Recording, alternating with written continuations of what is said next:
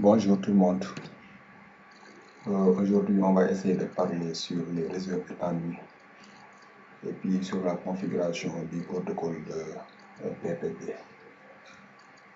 Vous savez que avec le développement de la technologie de l'informatique, les réseaux étendus jouent un rôle très important sur la communication avec la mondialisation, le développement des réseaux sociaux et tout cela. On voit que, par exemple, nos offices qui sont distants l'un de l'autre, par exemple les offices qui sont des centaines de kilomètres distants l'un de l'autre, pour les interconnecter, on ne peut pas mettre une câble, on ne peut pas prendre une câble reliée des centaines de kilomètres pour connecter nos offices. Donc la solution pour avoir une connexion entre les offices qui sont très distants, on aura recours à un fournisseur d'accès.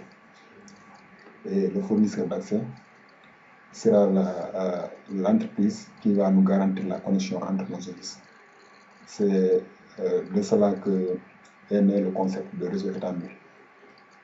Donc, quand on pense à réseau local, on pense par exemple à un espace restreint.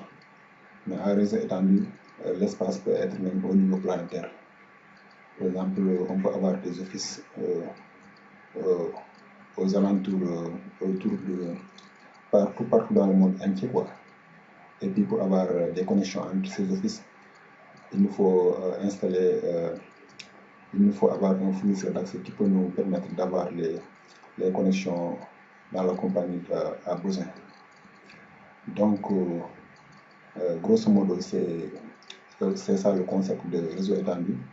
On ne peut pas amener une câble qui peut aller des centaines de kilomètres pour connecter nos réseaux.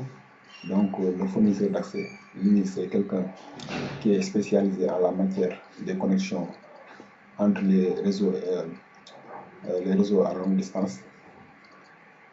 Donc, c'est lui, il a l'infrastructure sur place. Par exemple, la plupart du temps, ce sont les réseaux de compagnies téléphoniques qui sont très spécialisés sur ce domaine. Et puis qui peut nous permettre de connecter nos offices, nos offices qui sont très éloignés l'un de l'autre. Donc, pour essayer de mieux comprendre le domaine des réseaux étendus, on va se focaliser sur le protocole de PPP pour cette vidéo. Il y a d'autres protocoles qui sont utilisés, mais la raison pour laquelle je me base sur ce protocole, c'est un protocole qui est très simple à comprendre. Et puis, je peux dire que c'est un protocole aussi qui est très populaire jusqu'à aujourd'hui. Il y a d'autres protocoles qu'on va essayer de voir avec la démonstration ici. Il y a d'autres protocoles, par exemple, il y a le protocole de HDLC. Ça, c'est un protocole de Cisco. C'est Cisco qui a développé ce protocole. C'est comme PPP, ça nous permet de connecter des liaisons éloignées. Par exemple, ça nous permet de mettre en place des réseaux étendus. Mais le problème en est qu'avec HDLC,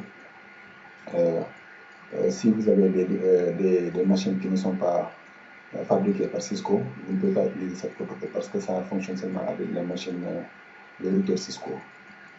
Donc, PPP, c'est la raison pour laquelle la plupart des entreprises aiment utiliser ce protocole parce que ça ne dépend pas de...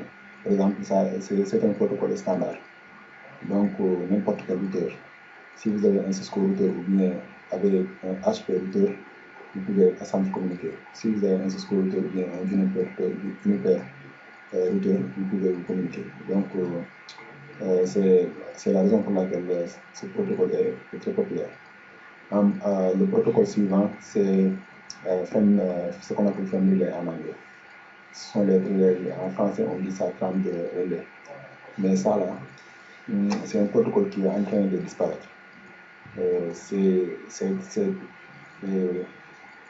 C'est une technologie en même temps, un protocole, mais la technologie est en train de disparaître.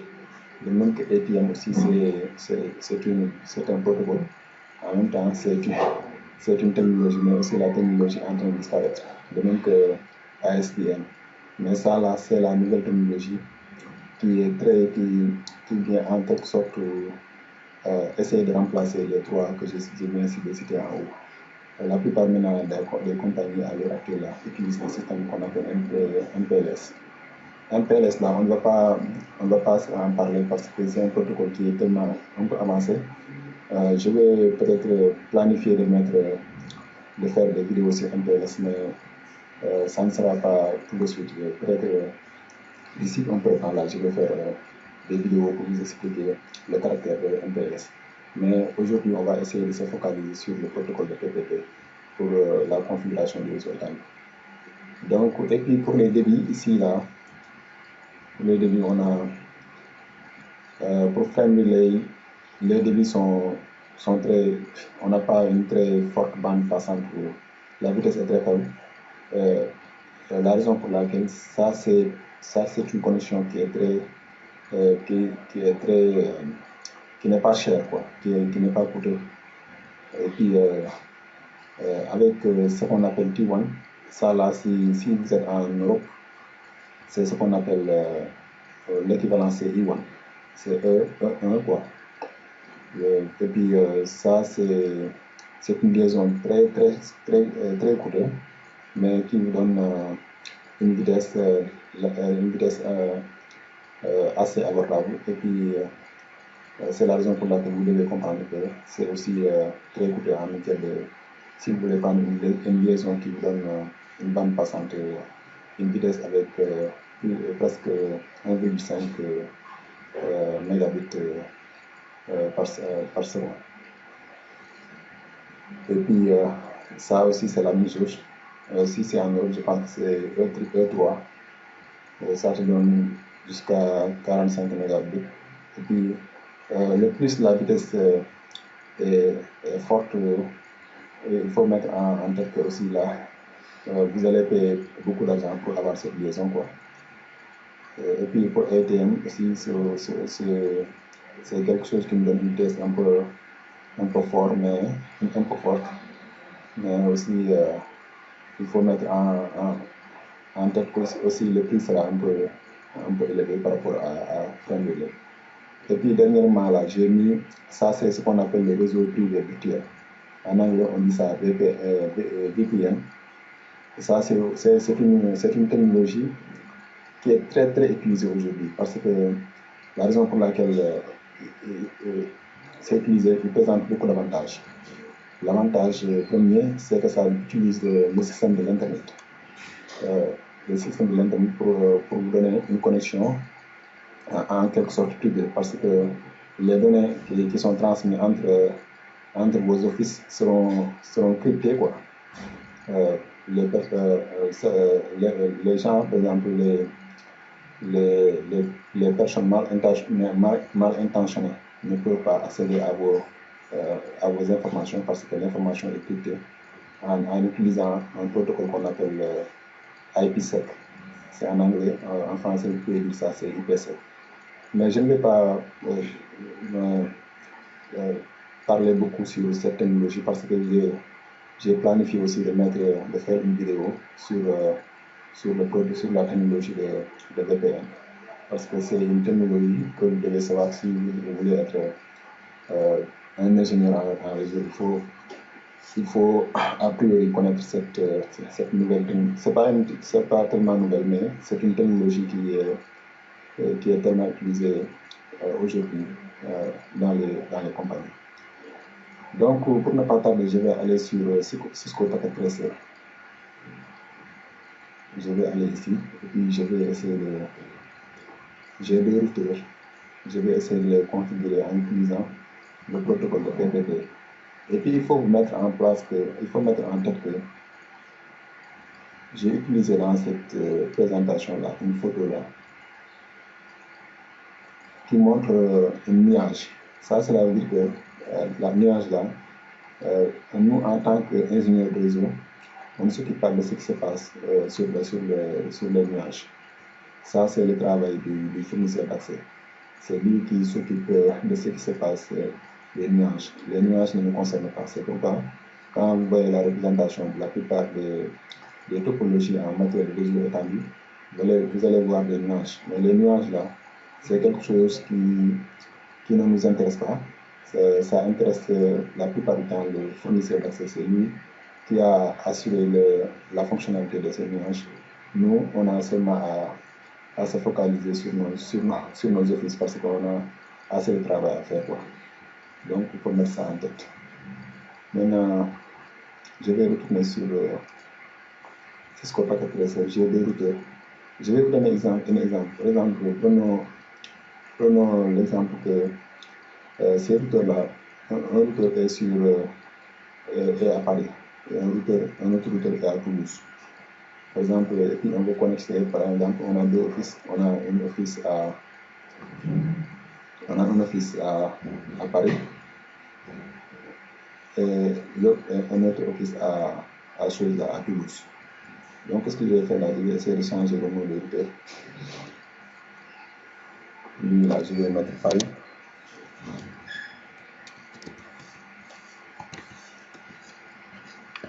Et puis, pour le gars, là, je vais mettre Toulouse.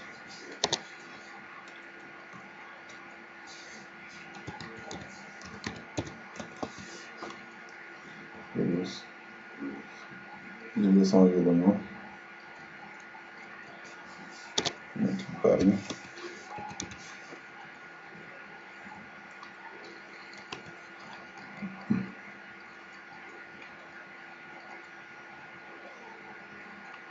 Ça va, je mets Toulouse.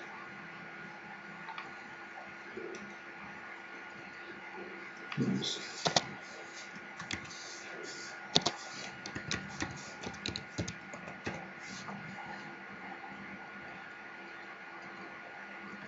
Voilà. Et maintenant, vous voyez qu'il y a une distance entre ces deux villes, quoi.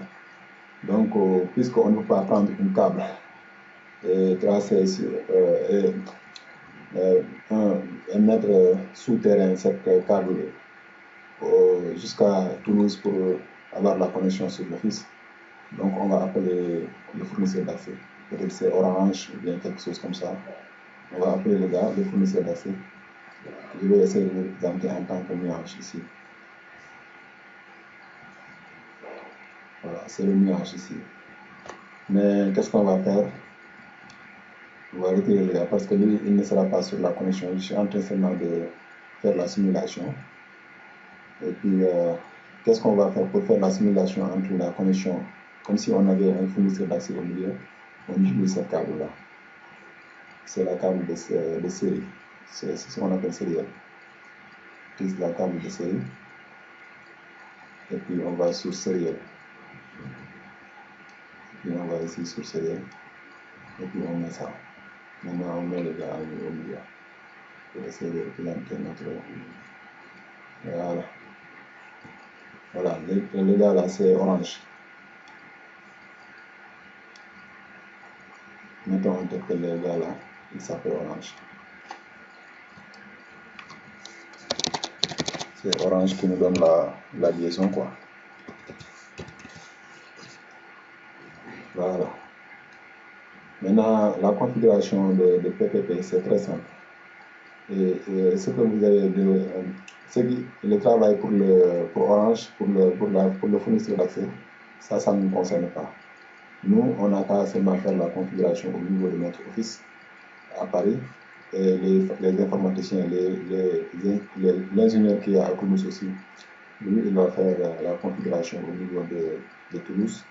Et puis, une fois faite, si Orange, le fournisseur d'accès, a fait son devoir, on aura la connexion. Et puis, pour faire, je vais essayer de vous montrer, il y a deux protocoles qu'on peut utiliser. Puisque ces routeurs-là sont des routeurs de Cisco, on peut utiliser HDLC,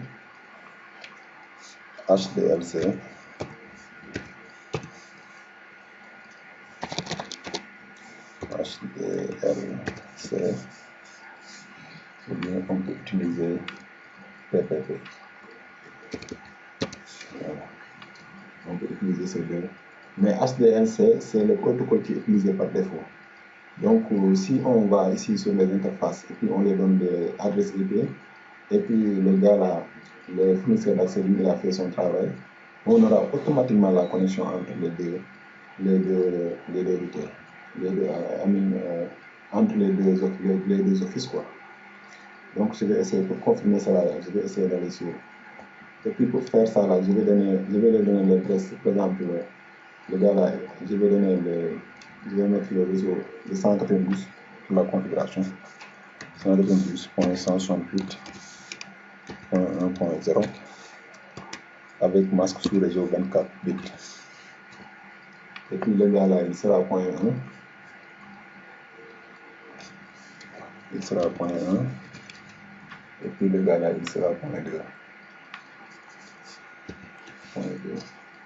Voilà, je vais aller rapidement sur la configuration pour faire la configuration au niveau de l'interface. Ok, config. Je vais faire interface serial.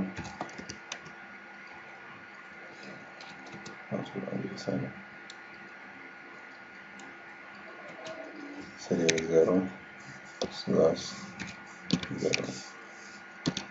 Et puis je vais mettre IP adresse 192.168.1.1 avec masque sous réseau 255 3 fois 255.0. Voilà, et puis je vais ouvrir l'interface. Je vais dire no chat. Voilà. Et puis on va essayer aussi de configurer. Ça c'est pour le dans la vie réelle là, vous n'avez pas à configurer, mais puisque c'est une simulation là, on aura à configurer les trucs là. Le claque, ce qu'on appelle le claque rate, c'est ça qui donne le signal en quelque sorte. Ça c'est un travail que le fournisseur doit faire, mais puisqu'on est dans une situation dans un environnement de simulation, on va essayer de faire le travail du fournisseur d'accès. Donc on va essayer de prendre 148. Voilà. Et puis on va sur l'interface pour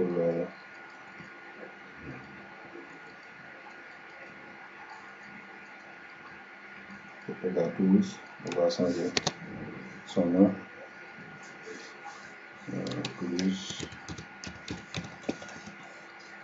Voilà. On va aller sur le commande. Sur les bases de commande, on va dire conf pour la global configuration.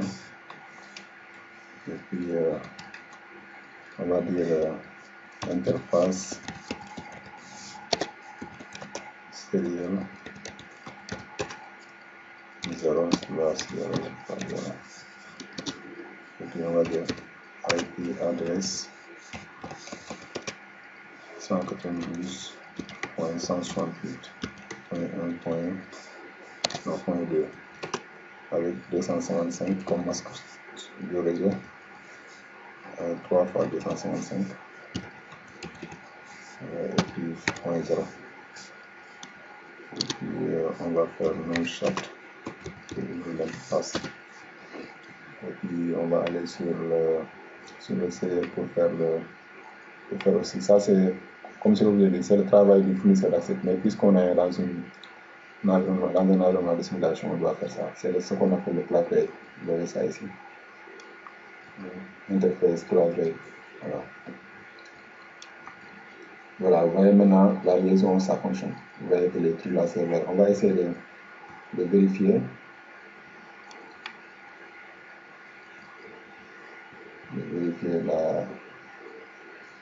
D'aller faire le ping pour vérifier la connexion.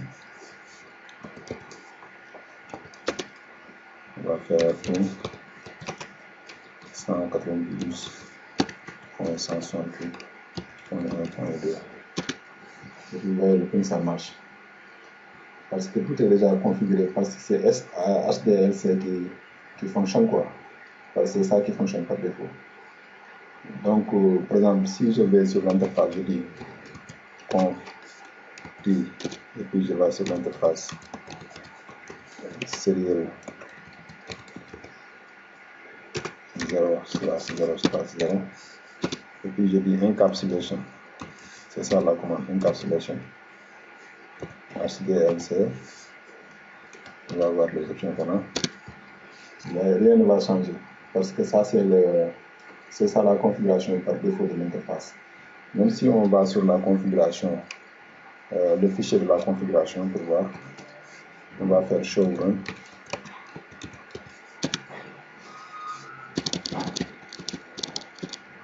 Vous voyez, ici là, on ne va pas la commande. J'ai tapé encapsulation HDLC, mais c'est pas venu.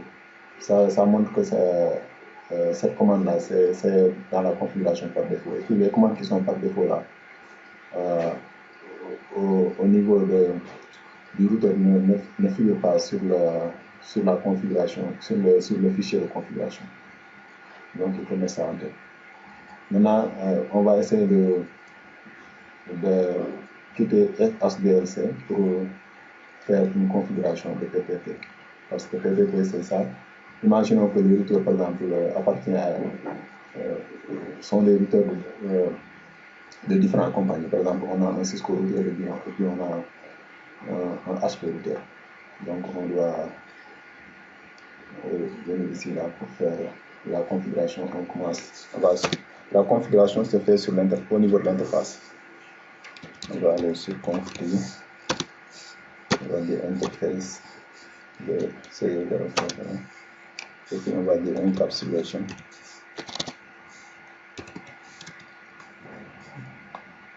Et puis on va faire la question de macro. Ça c'est frame relay. Le frame relay là, je ne vais pas en parler parce que j'ai planifié de faire une vidéo sur frame relay. Peut-être que dans les jours à venir, je vais faire une vidéo sur frame relay. Donc on va prendre cette option là, PPP, encapsulation PPP. Et puis une fois que j'ai fait ça là, vous voyez l'interface là, ça va et dit change step down. Il faut voir change step down parce que le problème en est que la raison pour laquelle on a ça change step down, la communication ne marche plus parce que le gars là il parle le protocole de PPP et puis ce Michel là lui il parle le protocole de HDLC. Puisqu'il parle de différents langages. Par exemple, si comme ces gars-là parlent l'anglais et puis vous parlez le français, je ne peux pas vous intercommuniquer. Au moins qu'il y a un interprète au milieu, quoi. Et puis ça, c'est pas le travail du fournisseur d'accès. Donc on va essayer de résoudre le problème pour essayer d'aller sur l'interface de Toulouse. Même si on essaie maintenant actuellement de lancer un ping là, ça ne va pas aller. On va essayer de lancer un ping. Vous voyez, le ping, ça ne va pas partir. Ça ne va pas partir. Et puis, même si on veut, on peut faire debug. On va faire debug.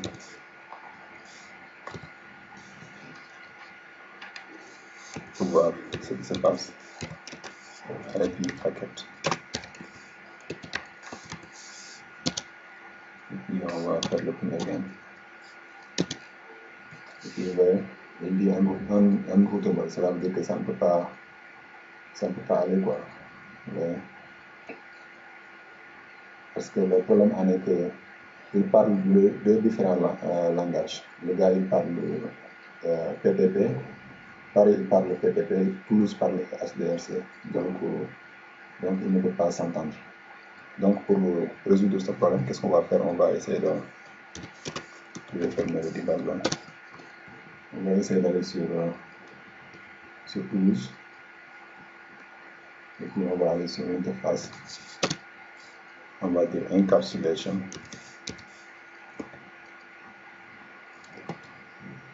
PPP. Et puis c'est fini, vous voyez, la ligne s'arrête. automatiquement ça revient. On dit change state to up. Parce que maintenant, ils parlent la même langage. Les deux, ils parlent PPP. C'est la raison pour laquelle maintenant l'interface ça revient. On dit change state to up. Donc, grosso modo, c'est ça. Seulement la configuration, c'est très simple pour PPP. Mais il y a beaucoup de gens qui ajoutent, pour les mesures de sécurité, ils ajoutent un mot de passe, ce qu'on appelle une authentification quoi, entre les deux routeurs. Je trouve que ce n'est pas tellement nécessaire, mais il y a beaucoup de gens. Mais c'est très nécessaire si vous utilisez par exemple, parce qu'il y a une autre protocole qui est dérivé de PPP, c'est ce qu'on appelle PPP.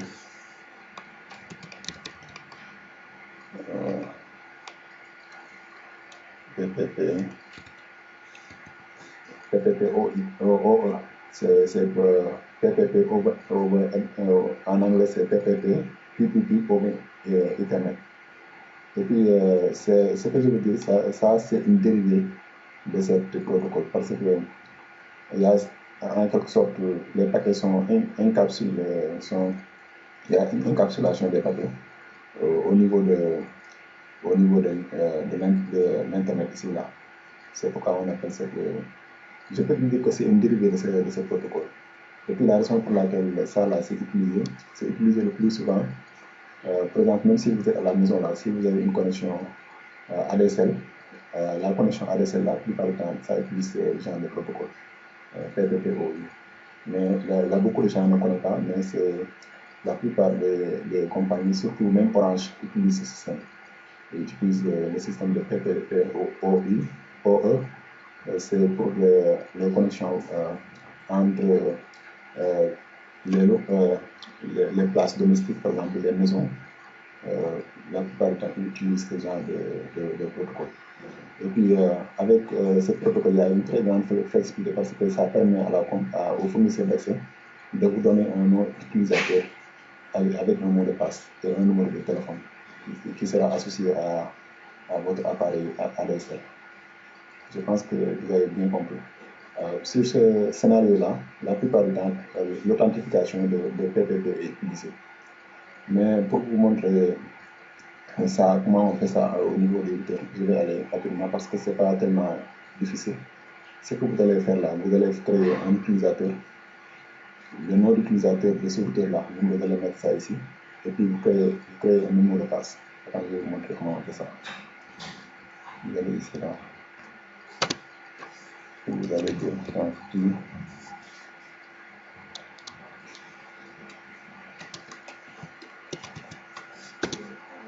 Et puis vous allez dire username, vous allez dire Toulouse,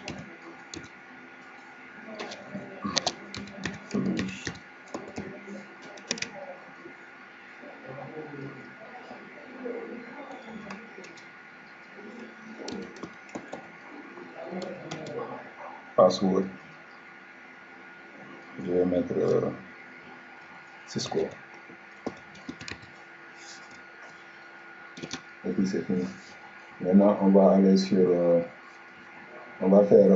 l'interface, serial 0/0 et puis je vais dire PPP authentication, je pense que c'est authentication, voilà. Authentication. Et puis il y a deux sortes d'authentication. Ça là, c'est rarement utilisé parce que ça envoie le mot de passe en texte clair, par exemple, c'est pas crypté quoi. Donc ça va permettre aux individus mal intentionnés de récupérer le mot de passe. La plupart du temps, on utilise cette authentication. Mais ça dépend de la compagnie avec laquelle vous travaillez quoi. Moi, pour cette démonstration, j'ai utilisé TIAP.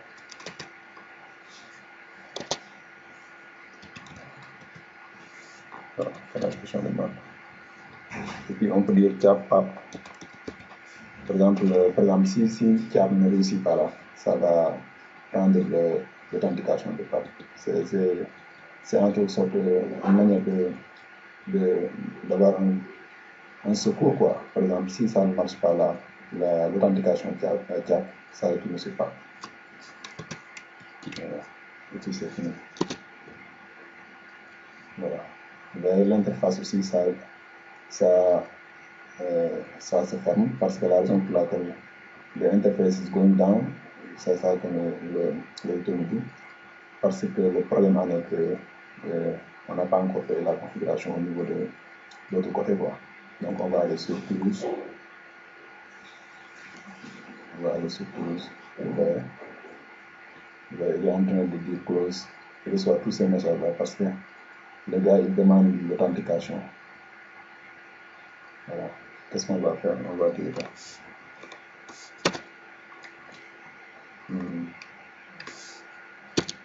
on va aller sur on va faire exit.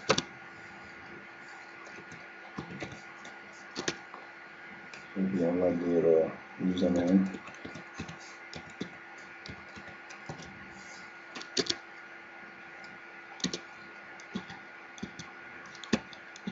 Username Paris.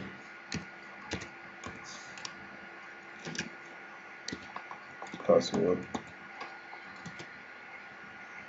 On va mettre Cisco. Et puis André. Vous voyez, maintenant ça revient. Je dis l'interface. On n'a même pas besoin d'aller sur l'interface du routeur là pour faire PPP authentication là. On n'a pas besoin de faire ça. Je vais vous expliquer la raison pour laquelle on n'a pas besoin de faire ça.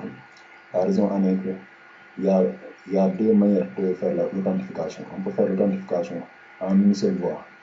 Par exemple, en allant de ce côté, de Paris pour Toulouse. Paris maintenant va demander à Toulouse de s'authentifier, mais Toulouse ne va pas demander à Paris de s'authentifier. Je ne sais pas si vous avez compris, mais ça peut être une seule voie ou bien ça peut être deux voies. L'authentification peut être d'une seule côté, comme ça peut être des deux côtés. Et puis ça va, n'importe lequel soit vous prenez entre les deux, ça va marcher. Par exemple, et puis si c'est d'un seul côté, la plupart du temps, les gens qui utilisent ça sont les fournisseurs d'accès. Eux, ils peuvent demander aux clients de s'authentifier, mais eux, ils n'ont pas besoin de s'authentifier aux clients.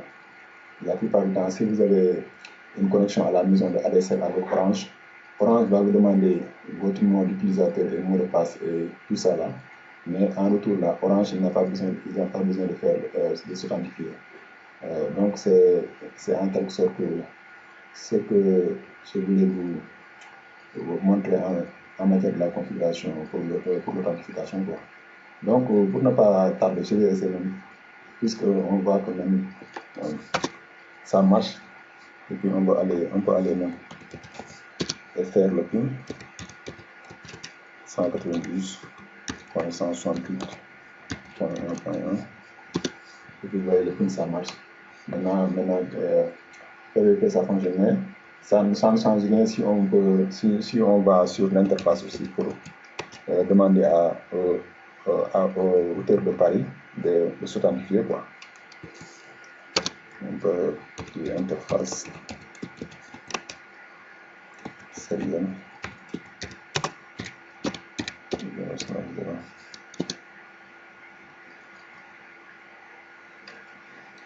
Et puis on va dire PPP authentication, c'est CAP, et puis on met le second sera PAP. Par exemple, si CAP ne fonctionne pas, on va utiliser PAP. Voilà. Vous voyez, stagation. Il est en train de voir la négociation pour l'authentification, et puis ça réussit. Vous voyez, il dit line protocol is up. Voilà, on peut encore vérifier. On va encore faire le PIN une deuxième fois pour voir.